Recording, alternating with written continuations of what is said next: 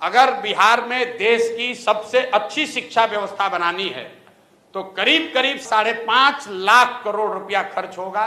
5.5 लाख करोड़, और करीब 8 से 10 वर्ष लगेंगे। अगर आज टीचर का ट्रेनिंग शुरू कीजिएगा तो 3 वर्ष में वो टीचर बहाल होगा जो कि कायदे से कर सकता है। तो कोई कहता है कि हम आएंगे शिक्षा सुधार देंगे तो आपको बेवकूफ बना रहा है। लेकिन हम लोग दो बात कह रहे हैं। एक, जो स्कैंडिनेवियन कंट्री हैं, फिनलैंड, स्वीडन, डेनमार्क, इन कंट्रीज में जाकर देखिए, वहां दुनिया में सबसे अच्छी शिक्षा की व्यवस्था है। अमेरिका इंग्लैंड में नहीं है। सबसे अच्छी शिक्षा की, प्राइमरी शिक्षा की ये व्यवस्था स्कैंडिनेवियन कंट्रीज में है, फिनलैंड में, स्वीडन में, डेनमार्क में। वहां पर उन्होंने क्या किया है, उन्होंने एक बहुत सिंपल चीज निकाला कि rather than taking school to every village, they are taking children to the good school. मतलब हर गांव में स्कूल बनाने के बजाय 4-5 जगह पर, अच्छी जगह पर बड़े स्कूल बना दिए गए और लोगों को स्कूल बस की सुविधा दे दी गई ताकि लोग अपने बच्चों को वहां भेज सके। बिहार में इसका जब मैंने अध्ययन कराया तो ये पाया कि प्रखंड के स्तर पर अगर 5 स्ट्रेटेजिक लोकेशंस पर अच्छे विद्यालय बना दिए जाए और स्कूल बस की सुविधा दे दी जाए तो औसतन 8 से 9 किलोमीटर मैक्सिमम बस की दूरी होगी, जिस पर कि बच्चों को चलकर आना पड़ेगा। 20 से 30 मिनट से ज्यादा समय उसको नहीं लगेगा। तो बिहार में पहली चीज हम लोग ये करेंगे कि हर प्रखंड में कम से कम एक विद्यालय जो अभी है उसको अपग्रेड करके नेतरहाट के स्तर का विद्यालय उसको बनाया जाए। ये एक विद्यालय क्यों? इसलिए कि अगर हर प्रखंड में एक विद्यालय बनाइएगा बढ़िया, नेतरहाट के जैसा, जिस एक नेतरहाट के विद्यालय से 1500 IAS IPS बने हैं, वो सरकारी विद्यालय था, यही बिहार के सरकार की व्यवस्था में चलता था और उसमें पढ़ने वाले ज्यादातर लड़के मध्यम और निम्न वर्गीय आर्थिक परिवारों से आए हुए थे। वैसा अगर स्कूल बनाना है तो करीब करीब 15 से 17 हजार करोड़ रुपया खर्च होगा हर साल। इससे ज्यादा पैसा है नहीं बिहार के पास। तो हम लोग ये कह रहे हैं कि हर साल हर प्रखंड में कम से कम एक विद्यालय बनाएंगे ताकि अगले 5 वर्ष में हर प्रखंड में 5 नेतरहाट के स्तर का विद्यालय जरूर हो जाएगा।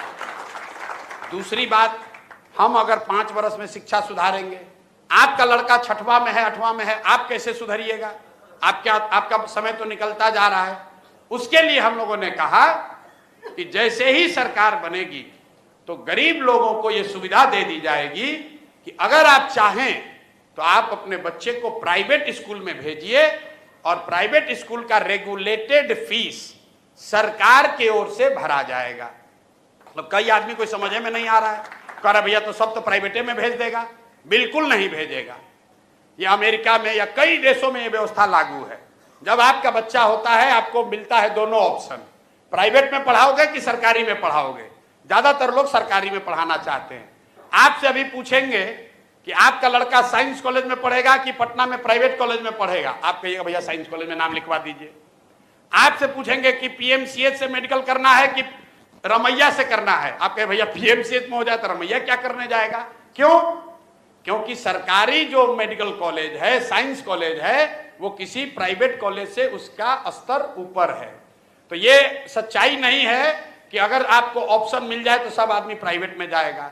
दूसरी बात समझिए कि सरकारी विद्यालय फ्री नहीं है।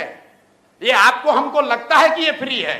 सरकारी विद्यालय को चलाने में सरकार खर्च कर रही है 60,000 करोड़ रुपया। हर साल बिहार सरकार खर्च करती है 60,000 करोड़ रुपया। तो प्रति बच्चा जो है, जो खर्च है वो प्राइवेट स्कूल से भी ज्यादा पड़ रहा है सरकारी स्कूल में पढ़ाने का। क्योंकि सरकारी स्कूल में मास्टर का कितना है दरमाहा? 45,000, 60,000, 80,000। वही आदमी जब प्राइवेट में पढ़ा रहा है तो 8,000 में काम कर रहा है। तो अगर ये बैलेंस बना दिया जाए कि सरकारी विद्यालय का स्तर धीरे धीरे सुधारा जाए तो कम पैसे में लोगों को ये सुविधा दी जा सकती है कि भाई तुम प्राइवेट में पढ़ाओ लेकिन पढ़ाओ। तो उससे लोग अपने बच्चों को पढ़ाएंगे। और जो बजट अभी उपलब्ध है इसका 1/3 पैसा हम लोग सरकारी विद्यालय को सुधारने में लगाना चाहते हैं। 1/3 पैसा प्राइवेट स्कूल में जो अपना बच्चा को डालेगा उसका फीस भरने के लिए देना चाहते हैं। और जो बकिया बन जाएगा वो मेंटेनेंस में, अभी जो चल रहा है खिचड़ी वाला स्कूल, उसको 2-4 साल चलाना ढोना पड़ेगा, उसके लिए रखेंगे।